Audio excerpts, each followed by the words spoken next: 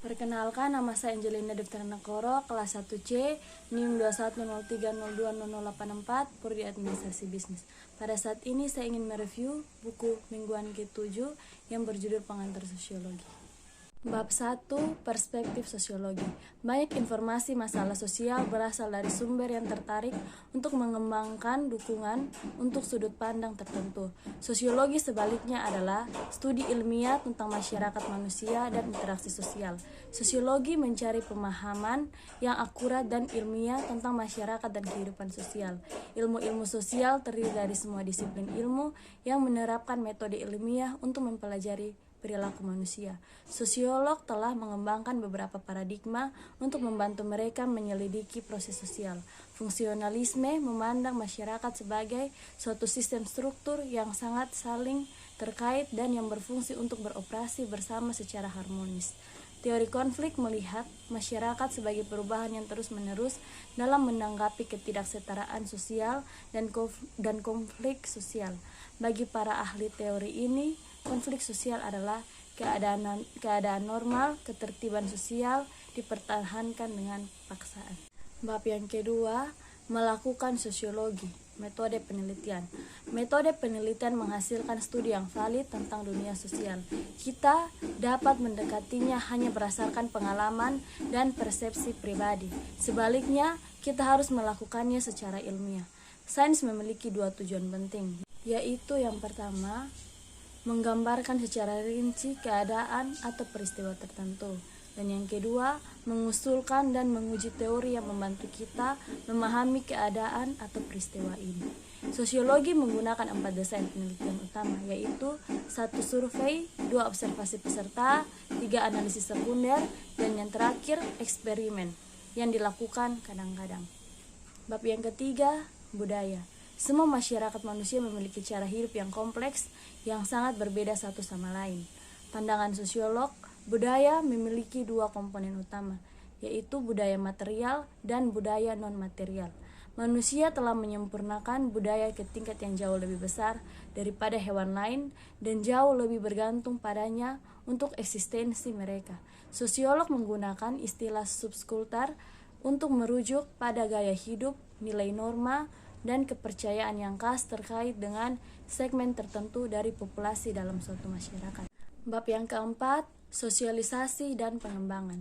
Proses interaksi sosial yang mengajarkan anak keterampilan intelektual, fisik, dan sosial serta pengetahuan budaya yang mereka butuhkan untuk berfungsi sebagai anggota masyarakat disebut sosialisasi. Selama proses ini, setiap anak memperoleh kepribadian, pola pikir, dan cara berpikir yang khas untuk setiap individu. Perkembangan diri merupakan proses kompleks yang setidaknya memiliki 3 dimensi: perkembangan kognitif, perkembangan moral, dan identitas gender. Agen sosial bervariasi dari budaya ke budaya yang lain. Bab yang kelima, sosial interaksi. Manusia adalah makhluk simbolis, dan segala sesuatu yang mereka lakukan menyampaikan pesan kepada orang lain. Status dan peran adalah beberapa karakteristik sosial yang paling penting. Status adalah posisi yang didefinisikan secara sosial dan yang ditempati oleh orang dalam kelompok atau masyarakat yang membantu menentukan bagaimana mereka berinteraksi satu sama yang lain. Peran adalah aturan yang didefinisikan secara budaya untuk perilaku yang tepat yang dikaitkan dalam setiap status. Kelompok sosial terdiri dari sejumlah orang yang memiliki kesamaan identitas, perasaan persatuan, dan tujuan bersama tertentu, serta norma bersama. Sosiologi membedakan antara kelompok primer yang melibatkan keintiman, informalitas, dan investasi emosional satu sama yang lain, dan kelompok sekunder yang memiliki tujuan khusus, organisasi formal, dan lebih sedikit keintiman. Bab yang keenam, grup sosial dan organisasi. Teori penyimpangan sosiologis mengandalkan pola interaksi sosial dan hubungan individu dengan kelompok sebagai penjelasannya. Ketika individu memiliki ikatan yang kuat dalam masyarakat, perilaku mereka akan sesuai dengan norma-norma konvensional. Namun, ketika salah satu dari ikatan itu melemah, penyimpangan mungkin terjadi. Bab yang ketujuh, perilaku penyimpangan dan sosial kontrol. Stratifikasi sosial telah menunjukkan bahwa kelas sosial mempengaruhi banyak aspek kehidupan masyarakat. Misalnya, orang-orang kelas bawah lebih sering sakit dan memiliki tingkat kematian bayi yang lebih tinggi, harapan hidup yang lebih pendek, dan keluarga yang lebih besar. Kritik terhadap pandangan fungsionalis menunjukkan bahwa stratifikasi tidak bermoral karena menciptakan kekayaan dan kemiskinan yang ekstrim dan merendahkan orang-orang di bagian bawah. Selain itu, tidak berfungsi karena mengabaikan bakat dan manfaat orang yang terjebak di kelas bawah. Ini juga mengabaikan fakta bahwa tingkat penghargaan yang melekat pada pekerjaan tidak selalu mencerminkan kepentingan fungsional mereka. Bab yang ke-8, kelas sosial di Amerika Serikat Negara. Teori modernitas berasumsi bahwa perbedaan ekonomi antar negara disebabkan oleh perbedaan teknologi dan budaya. Menurut teori ini, modernisasi tergantung pada negara yang memiliki lingkungan budaya yang menyambut inovasi dan kemungkinan kemajuan teknologi ini dimasukkan ke dalam masyarakat itu. Teori ketergantungan mengusulkan bahwa posisi ekonomi negara kaya dan miskin telah terkait dan tidak dapat dipahami secara terpisah satu sama yang lain. Bab yang ke-9, stratifikasi global. Ras mengacu pada kategori orang yang didefinisikan serupa karena sejumlah karakteristik fisik. Karakteristik rasial dipilih secara sewenang-wenang agar sesuai dengan tujuan pemberi label. Di atas segalanya, anggota kelompok memiliki perasaan asosiasi yang kuat. Minoritas adalah sekelompok orang yang karena karakteristik fisik atau budaya dipilih untuk memperlakukan yang berbeda dan tidak secara, dan oleh karena itu menganggap diri mereka sebagai objek diskriminasi kolektif. Asimilasi adalah proses di mana kelompok-kelompok dengan budaya yang berbeda datang untuk berbagi budaya yang sama. Salah satu kelompok memiliki peran yang jauh lebih besar dalam proses ini yang lain. Bab yang ke-10, ras dan etnis minoritas. Sosiologi membedakan antara seks dan gender. Seks mengacu pada perbedaan fisik dan biologis antara perempuan dan wanita. Jenis kelamin mengacu pada atribut sosial, psikologi, dan budaya maskulinitas dan feminitas yang berdasarkan pada perbedaan biologis. Secara historis, masyarakat di timur dan barat memandang perempuan secara inheren lebih rendah daripada laki-laki. Sosialisasi peran gender adalah proses umur hidup di mana orang mempelajari nilai-nilai, sikap, motivasi, dan perilaku yang dianggap sesuai untuk masing-masing individu. Bab yang ke-11, jenis kelamin stratifikasi. Sosiologi umumnya setuju bahwa beberapa bentuk keluarga ditemukan di setiap masyarakat manusia yang dikenal dan dilayani beberapa fungsi penting. Mengatur perilaku seksual. Setiap masyarakat harus mengganti anggotanya dengan mengatur di mana dan dengan siapa individu dapat dimasukkan ke dalam hubungan seksual. Masyarakat membentuk pola seksual reproduksi, perkawinan di banyak masyarakat, membangun hubungan sosial, ekonomi, dan bahkan politik di antara keluarga. Bab yang ke-12, pernikahan dan keluarga alternatif pengaturan. Para ahli teori konflik memandang masyarakat sebagai arena konflik di mana kelompok-kelompok tertentu mendominasi yang lain dan lembaga-lembaga sosial menjadi instrumennya di mana mereka yang berkuasa dapat mengontrol mereka yang kurang berkuasa. Teori konflik melihat pendidikan sebagai sarana untuk mempertahankan status quo dengan menghasilkan jenis orang yang dibutuhkan sistem. Ini sesuai dan dikembangkan melalui pengajaran kurikulum. Bab yang ke-13, agama.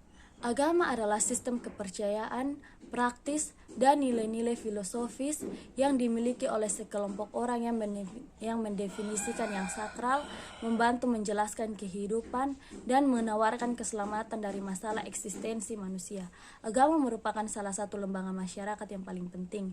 Agama seringkali melegitimasi struktur masyarakat di mana ia berada. Ini juga menetapkan pandangan dunia yang membantu orang untuk memahami tujuan hidup. Pemandangan dunia ini dapat memiliki konsekuensi sosial, politik, dan juga ekonomi. Bab yang ke-14, pendidikan. Sosiolog fungsionalis menyarankan pendidikan juga terdiri dari kegiatan yang fungsional untuk masyarakat secara keseluruhan. Salah satu fungsi manifest pendidikan adalah sosialisasi. Teori konflik melihat pendidikan sebagai sarana untuk mempertahankan status quo dengan menghasilkan jenis orang yang dibutuhkan sistem. Bab yang ke-15, politik dan ekonomi sistem. Politik adalah proses di mana kekuasaan didistribusikan dan keputusan dibuat. Kekuasaan berdasarkan otoritas cukup stabil dan kepatuhan terhadapnya diterima sebagai norma sosial. Dalam masyarakat modern, negara juga harus berusaha memastikan adanya sistem distribusi dan alokasi sumber daya yang stabil. Negara juga menetapkan tujuan dan memberikan arahan bagi masyarakat, biasanya melalui kekuatan untuk memaksa kepatuhan.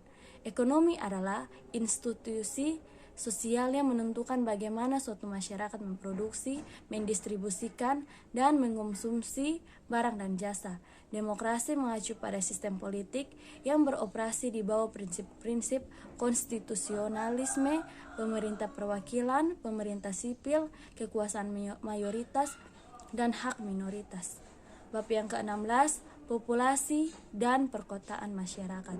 Ukuran populasi cenderung menjadi masalah yang meningkat karena pertumbuhan eksponensial, di mana basis yang terus berkembang dengan cepat berlipat ganda. Pertumbuhan penduduk yang cepat di dunia ketiga sebagian besar disebabkan oleh peningkatan harapan hidup daripada peningkatan angka kelahiran. Migrasi adalah perpindahan penduduk dari satu wilayah geografis ke wilayah geografis lainnya. Bab yang ke-17, kesehatan dan penuaan. Masalah kedokteran dan perawatan kesehatan terkait dengan kebiasaan sosial dan budaya dan mencerminkan masyarakat di mana mereka menjadi bagiannya. Penyakit tidak hanya melibatkan tubuh, tetapi juga mempengaruhi hubungan sosial, cita diri, dan perilaku individu. Secara sosiologis, laki-laki lebih memungkinkan untuk memiliki pekerjaan yang berbahaya dan lebih mungkin dibandingkan perempuan untuk menempatkan diri mereka dalam situasi berbahaya selama bekerja. Pria dan wanita sama-sama rentan terhadap masalah psikiater. Laki-laki lebih ke tindakan, sedangkan perempuan menampilkan perilaku seperti depresi atau fobia yang menunjukkan internalisasi masalah mereka. Bab yang terakhir yaitu bab ke-18, perilaku kolektif dan sosial. Perubahan sosial terdiri dari setiap modifikasi dalam organisasi sosial suatu masyarakat di salah satu lembaga sosial atau peran sosialnya. Dapat berlangsungnya secara bertahap, sekutu, atau relatif cepat. Dan itu dapat dicapai melalui cara-cara kekerasan atau damai. Gerakan sosial adalah suatu bentuk perilaku kolektif di mana sejumlah besar orang diorganisir atau diasingkan untuk mendukung dan membawa atau melawan sosial.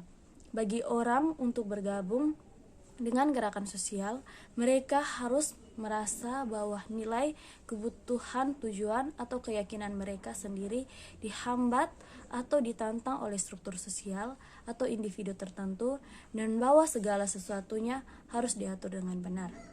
Baik, sekian dari saya. Terima kasih.